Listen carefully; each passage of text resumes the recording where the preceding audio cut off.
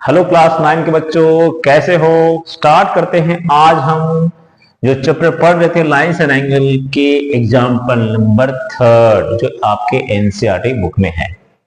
तो एक बात बता दें आगे बताने से पहले कि जो हम एनसीईआरटी में पढ़ा रहे हैं, एनसीईआरटी बुक से जो पढ़ा रहे हैं लाइंस एंड एंगल, उसके एग्जाम्पल 1 और 2 मैंने बनाए हैं और बेसिक कंसेप्ट भी बताए हैं। उसके लिए मैंने 4 वीडियो बनाए हैं, 1 2 3 4, चारों में बेसिक कंसेप्ट है लाइंस एंड एंगल को समझने के लिए। जिन्हें लाइंस एंड एंगल की जानकारी बिल्कुल नहीं है, जीरो से सीखना चाहते हो, वीडियो 1 2 3 4 जरूर देखें, उसके बाद ये देखें। और जिन्हें पता है वो क्वेश्चन में सीधे आके देख सकते हैं। तो समय बर्बाद नहीं करते हैं, शुरू करते हैं आज का काम। क्या है तो बोला गया एग्जाम्पल 3 में कि OP O Q O R, OP O Q O R, ओहो OP O Q O R and O S are four rays. Rays बात है, रेज क्या होता है, एक पॉइंट होता था और एक तरफ डायरेक्शन होता था, इसको हम लोग रेज कहते थे। लेकिन दोनों तरफ होता था इस तरह का एरो मार्क, उसे हम लोग लाइन बोलते थे। और ये रुका होता था, इसको हम लोग लाइन सेगमेंट बोलते थे। ठीक है, ये तो हम बेसिक वीडियो में डिस्कस किए हैं। तो आपको जिन बच्चों को दिक्कत होगा तो बच्चों एक काम करना, पुराने वीडियो यानी पार्ट 1 पार्ट 2 पार्ट 3 देख लेना। तो four rays prove that angle POS QR SOR और पीओएस इक्वल टू कितना 360 डिग्री। तो सबसे पहले अगर मुझे डायग्राम नहीं दिया गया तो डायग्राम को कंस्ट्रक्ट करेंगे, ड्रॉ करेंगे। समझते हैं डायग्राम को कैसे ड्रॉ करते हैं। तो सब जगह बात क्या किया गया, ओ, यहां भी ओ है, यहां भी ओ है, यहां भी ओ है, यहां भी ओ है। तो कहीं ना कहीं ओ को एक ऐसा जगह रखेंगे जहां से सारे रे ड्रॉ करेंगे। हम बताए थे बेसिक कंसेप्ट में, बेसिक कंसेप्ट में क्या बताए थे, you need to understand here. Okay, basic concept में क्या बताए थे, ध्यान से समझना बच्चों। देखो, अगर ये पॉइंट उनको नाम दिए ओ है, तो यहां से एक रे ड्रॉ कर दिए, तो ये क्या है, रे है। मानते हैं ओ पी कर देते हैं। एक ए रे ड्रॉ करते हैं तो इसका नाम क्या है, ओ क्यू है। एक ए ड्रॉ कर दे, क्या है, ओ आर है। एक रे ए ड्रॉ कर देते हैं तो क्या है, ओ एस है। 4 रे है। तो OP O Q O R and O S, ये भी क्या है, एक रे। रे मैंने क्या बताया कि एक इनिशियल पॉइंट और एक इस तरह का एरो मार्क। तो इनिशियल पॉइंट क्या है, ओ।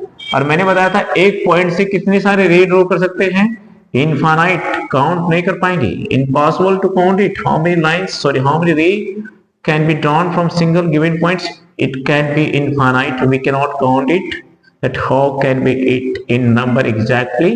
So we'll keep what constructing these a number of what like what we call it रे। ठीक है, तो इनफाइनाइट नंबर हम इसको ड्रॉ कर सकते हैं। तो इसमें कितने रे बोला है, इसमें तो बहुत सारे रे ड्रॉ कर दिए, इसमें 4 रे बोला है। तो इसमें कितने एंगल बनेंगे, एक एंगल, 2 एंगल, 3 एंगल, 4 एंगल। इन चारों एंगल मिला के कितना होता है 360, यही हम सबको पता है, पर इसे प्रूव करना है। वही ये थ्योरम भी कहती है कि angles around a point, angles around a point equal to how much 360 degree. यही बात तो हो गया। तो आज हम इसको प्रूव करेंगे, समझेंगे कि कैसे ये होता है।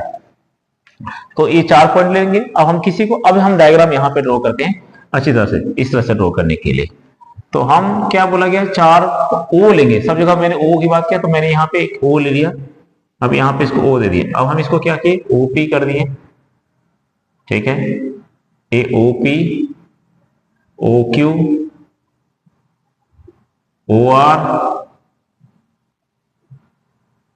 ओ एस, किधर भी रख लो क्या दिक्कत नहीं, ओ एस।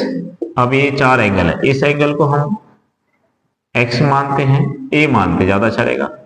ए मानते हैं, इसको बी मानते हैं, इसको सी मानते हैं, और इसको क्या मान लें, डी मान लें। क्लियर है, डी मान लें। तो हमें क्या प्रूव करना है, तो पहले गिवन लिखना पड़ता है इसमें। गिवन हमारे पास क्या है, तो गिवन हम क्या करेंगे, चोरी करेंगे यहीं से, ये लाइन को कॉपी कर देंगे, ये लाइन को ही कॉपी कर देंगे गिवन में। बस गिवन में OP O Q O R and O S are 4 ray. जिन बच्चों को नहीं आता लिखने के लिए गिवन, तो बस इसी से चोरी कर दो गिवन में से। तो टू प्रूफ क्या करना है, इसको हटा देना, प्रूफ ये हटा देना है। अब यहाँ पे टू प्रूफ लगा देना है, टू प्रूफ करना है। ट्रू प्रूफ क्या करना है, तो ट्रू प्रूफ करना है क्या, ये चारों बात लिख देना है। अब ट्रू प्रूफ यहां से चोरी करने का क्या लिखना है, angle POQ plus QOR plus SOR plus angle POS equal to कितना, 360 प्रूव करना है। अच्छा, 360 प्रूव करने के लिए हम क्या बताए थे कि अगर एक लाइन हो जाए तो ये एंगल कितना 180, और अगर एक इधर कितना 180। तो पहले मुझे इस डायग्राम में देखना, क्लू नंबर 1, क्या इसमें कहीं कोई लाइन मुझे सीधे दिखाई दे रही है, नहीं दिखाई दे रही है। ये मुझे सीधे दिखाई दे रही है, नहीं दिखाई दे रही है। ये मुझे सीधे, किसी एक को, या तो इसको हम चाहे तो सीधे बढ़ा दें, या तो इसको हम ऐसे से बढ़ा सकते हैं, या तो हम इसको ऐसे से बढ़ा सकते हैं, तो भी मेरा काम बन जाएगा, या हम इसको ऐसे से बढ़ा सकते हैं, जिसको चाहे हम उसको बढ़ा सकते हैं। फिर से इसको सॉल्व करने के लिए हम कंस्ट्रक्शन, मेरे पास 3 तरह से कंस्ट्रक्शन कर सकते हैं। पहला, या तो इस लाइन को सीधे बढ़ा दे, तो एक लाइन हो गया ये, इधर का सारा एंगल 180, इधर का सारा है 180, जोड़ देंगे तो 360। दूसरा तरीका, अगर ये हम ऐसे कंस्ट्रक्ट ना करें, ऐसे ना करें, तो हम कौन सा तरीके से कर सकते हैं, या तो इस लाइन को सीधे बढ़ा सकते हैं, तो ये क्या बन जाएगा 180, इधर का सारा 180, इधर का सारा 180, तो क्या बनेगा 360। अगर मेरी इसकी मर्जी कंस्ट्रक्ट करने का ना हो तो हम इसको कंस्ट्रक्ट कर देंगे, तो इधर का सारा 180, इधर का सारा 180, तो 360। तो हम इसमें कंस्ट्रक्शन के 3 वे ले सकते हैं। It depends on me how we construct. Okay, तो हम फिर से इसको डायग्राम को ड्रॉ करते हैं और बताते हैं कंस्ट्रक्शन हम 3 तरीका में से कोई एक तरीका मान सकते हैं। जैसे मैंने, मेरा इनिशियल पॉइंट O है और A मेरा क्या है OP, OQ,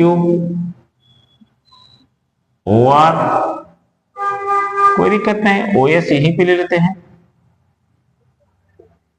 OS। अब एक एंगल A बना, एक एंगल A बना, अब थोड़ा कर दिया कि हम ज्यादा, एक एंगल ये बना और एक एंगल ये बना, 4 एंगल बन गया। हम इस एंगल को मान लिए A, इस एंगल को मान लिए B, इस एंगल को मान लिए C, और ये पूरा बड़ा एंगल को क्या मान लिए D। कंस्ट्रक्शन करने के लिए मेरे पास सबसे उपाय, बेस्ट उपाय क्या है, हम ऐसा करते हैं, इस एंगल को सीधे सीधे सीधे सीधे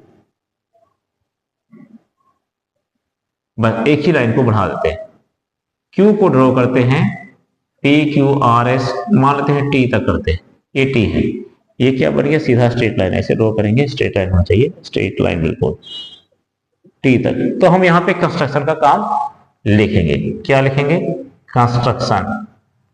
ठीक है, जहां पे समझ में नहीं आएगा क्लास 9 के बच्चों, प्लीज लेट मी नो। ठीक है, मुझे बताए कमेंट सेक्शन में कहां समझ में नहीं आता है। ठीक है, ठीक है, हो सकता है कि हम कहीं मिस कर जाए समझाने में, तो बताना है कि हो सकता है कि यहाँ पे समझ में नहीं आ रहा है, नहीं आ रहा है, तो बताना है। ठीक है, तो कंस्ट्रक्शन में क्या करेंगे, हम लिखेंगे ज्वाइन, सॉरी कंस्ट्रक्ट लिखेंगे एक्सटेंड, इसको एक्सटेंड किया ना Q, ये क्या था O था, तो लिखेंगे एक्सटेंड, किसको एक्सटेंड किए QO को, तो Q और O टू कहां पे T तक, दैट्स इट।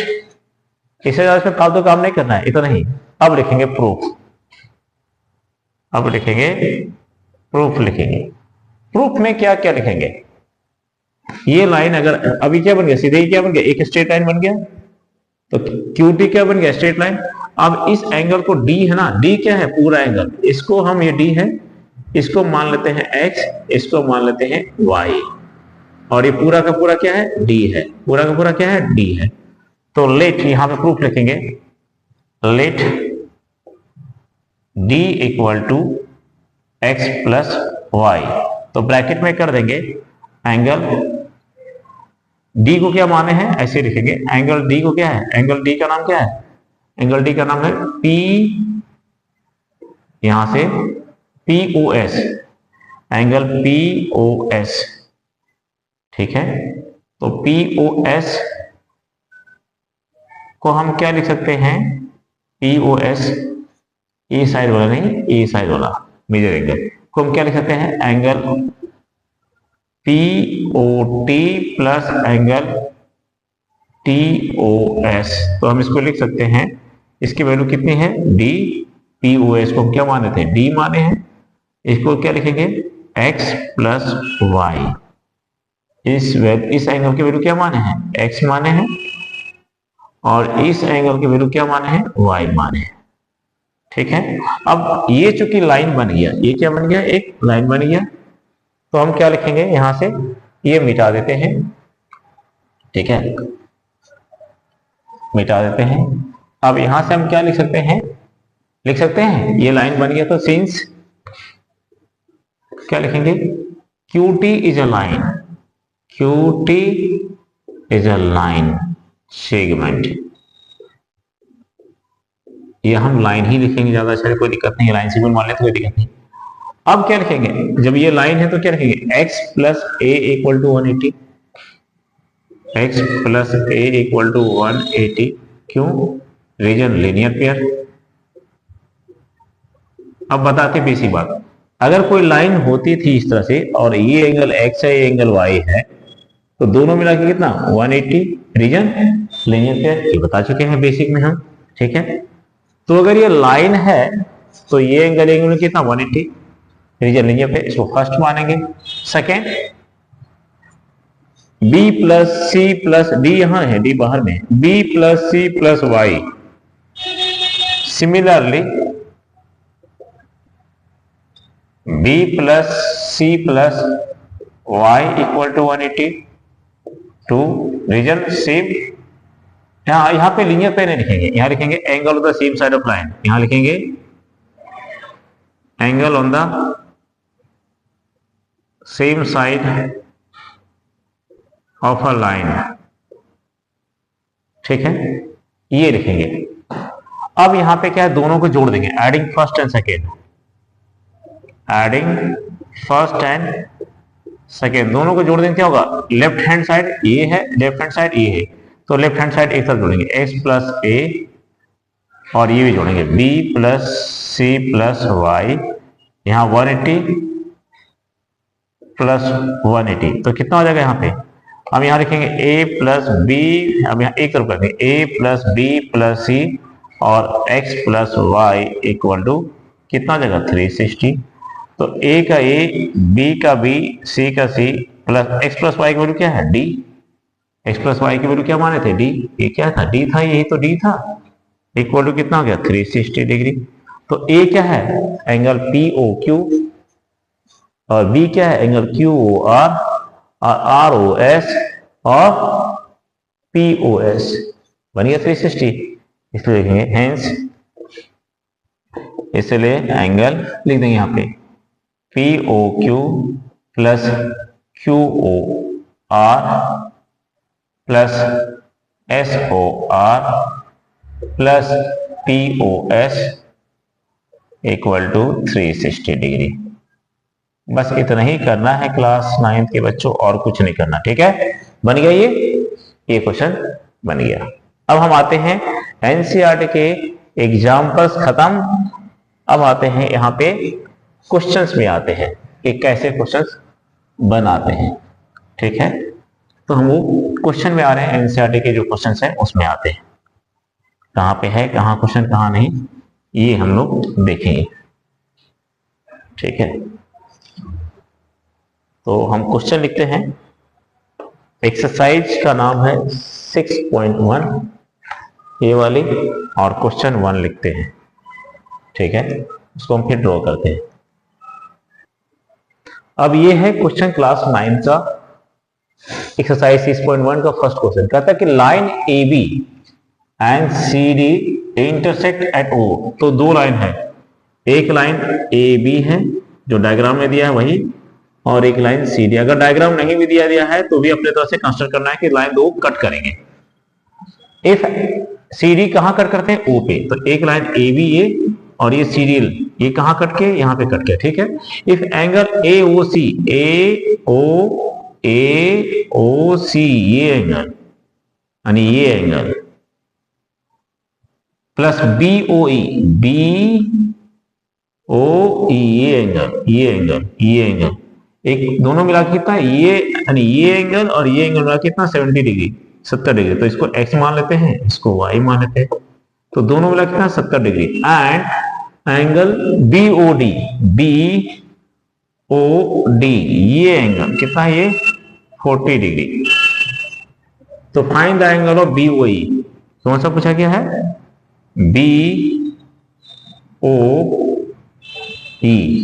ये एंगल पूछा गया BOE, यानी y का वैल्यू पूछा गया है, एंड रिफ्लेक्स ऑफ COE पूछा गया। बड़ा आसान सा क्वेश्चन है। अगर ये एंगल 40, अगर ये एंगल 40 तो ये भी एंगल कितना होगा 40।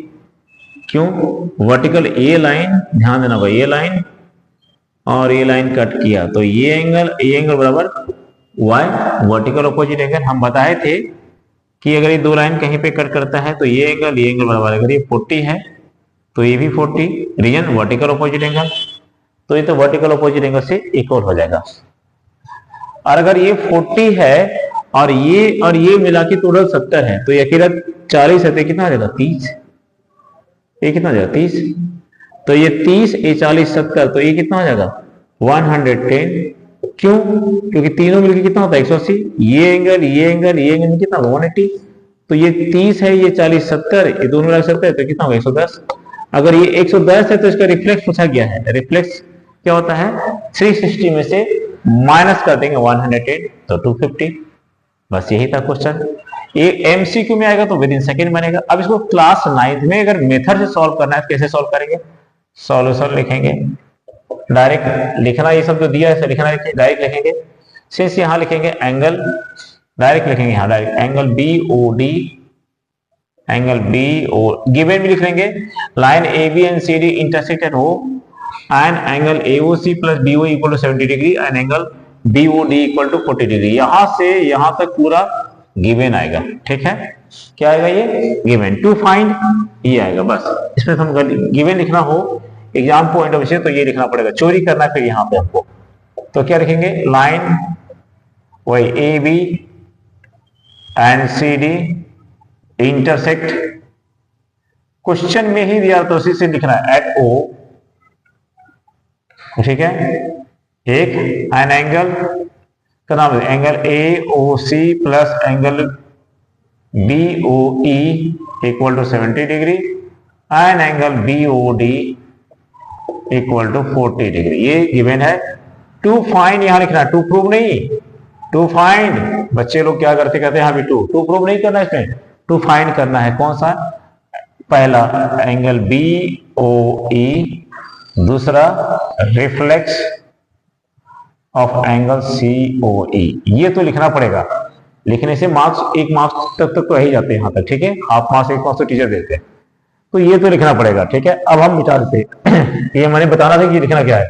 अब हम सीधे सॉल्यूशन से आते हैं, सॉल्यूशन से तो हम क्या लिखेंगे, सॉल्यूशन। यहाँ पे हम क्या लिखेंगे, सॉल्यूशन। तो यहाँ पे क्या लिखेंगे direct angle BOD equal to angle AOC, direct equal to लिखेंगे 40 AOC।